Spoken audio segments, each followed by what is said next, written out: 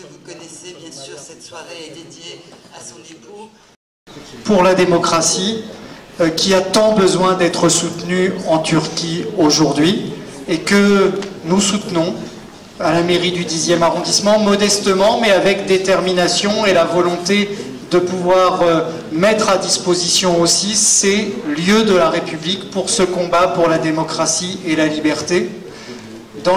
Et l'année 2015 nous l'a rappelé en France, comme en Turquie, comme dans l'ensemble du Moyen-Orient. Donc je suis heureux de vous accueillir aujourd'hui dans cette mairie ce soir, heureux de vous y retrouver nombreux, ce qui montre que c'est un combat qui porte.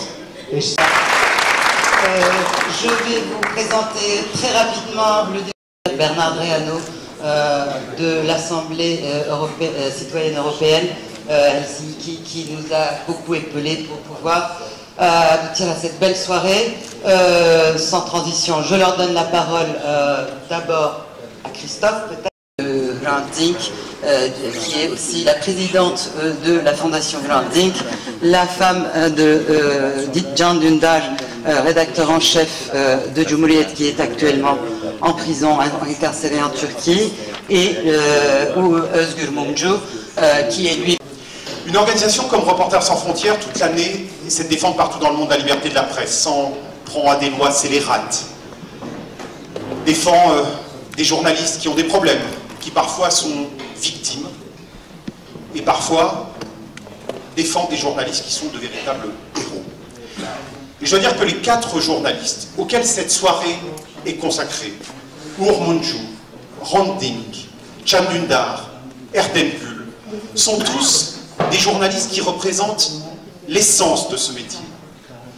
Des gens dont on se dit que leur pays, leur grand pays, devrait s'honorer de les avoir, devrait tout faire pour qu'ils puissent exercer leur profession tellement utile pour la démocratie et dont on déplore avec une immense tristesse. Enfin, les citoyens turcs puissent avoir accès à une information.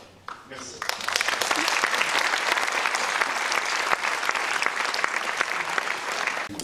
Ce débat donc est très bienvenu, car la situation de la liberté de la presse en Turquie ne cesse de se dégrader et se trouve aujourd'hui à un point extrêmement critique.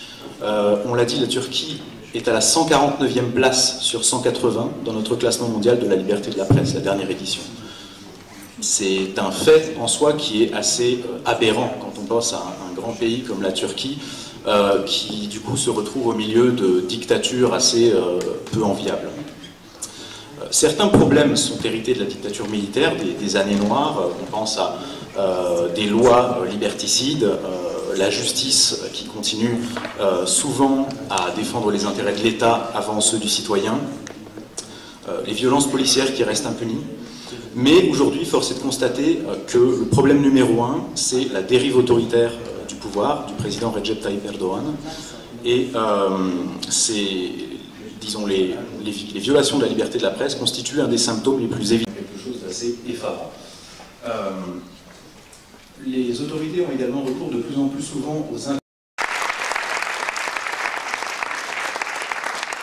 que vous connaissez, bien sûr, cette soirée est dédiée à son époux. En revanche, Bonsoir à tous. Ben konuşmamı Türkçe yapacağım. Burada Rakel ve Özgür'ün arasında otururken ülkem adına utanıyorum ben. Hrant Dink ve Uğur Mumcu da gazeteciydi. Halkın haber alma hakkını savunuyorlardı. Fikirlerini her ortamda cesurca anlatıyorlardı ama vuruldular. Kitapları, fikirleri bomba gibi tehlikeli bulan zihniyetler, gerçek bombaları, silahları kullanarak imha ettiler Uğur Mumcu'yu, Hrant Dink'i. Ülkenin değerlerini yok ettiklerinin farkına bile varmadan.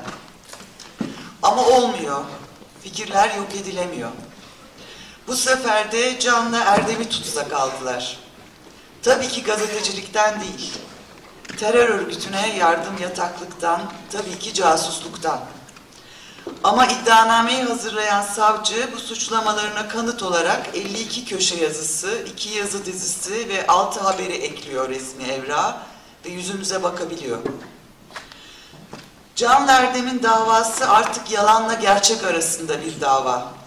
Türkiye'nin ne yana savrulacağını gösterecek bir dava. Hukuk mu kazanacak, bir cumhurbaşkanının kişisel kini üzerine kurulu siyasi baskı mı kazanacak? Avrupa içinde bir kavga bu. Mülteci krizinin üzerine kurulu. Ülkelerin menfaatleri mi kazanacak, Avrupa'yı Avrupa yapan insani değerler mi kazanacak?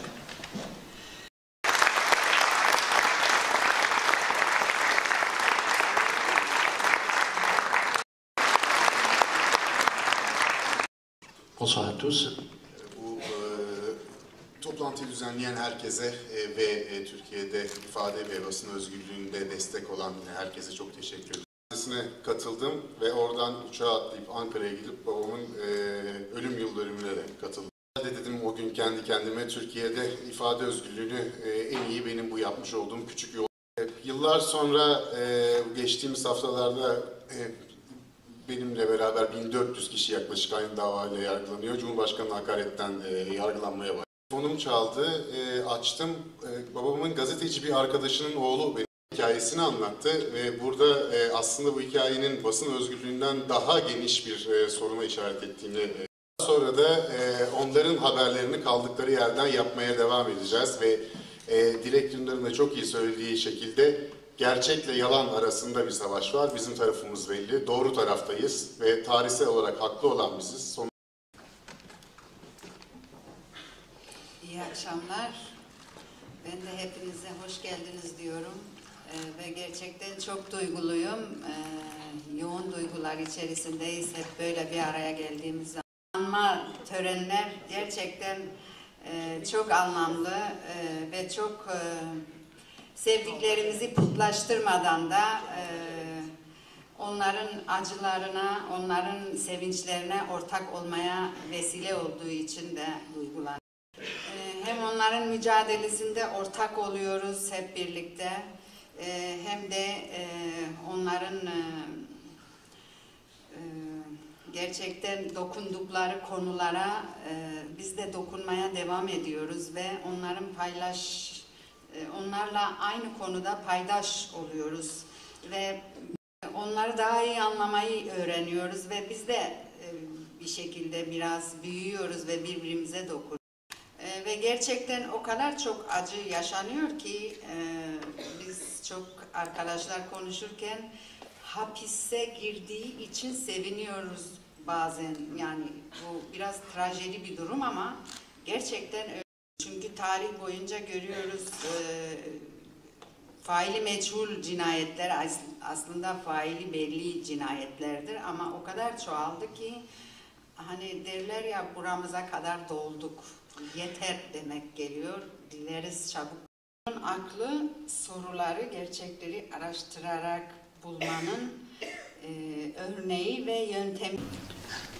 Bu birkaç cümleyi niçin uygun gördüm söylemeyi. Çünkü gerçekten çok basit insan aklı çocukluktan itibaren gördüğü, duyduğu, öğrendiği şeyleri sorgulamakla devam ediyor. Kendini hem korumak hem de bulunduğun kimlikte yaşamak zorunluluğu ve yaşama mücadelesini sürdürmek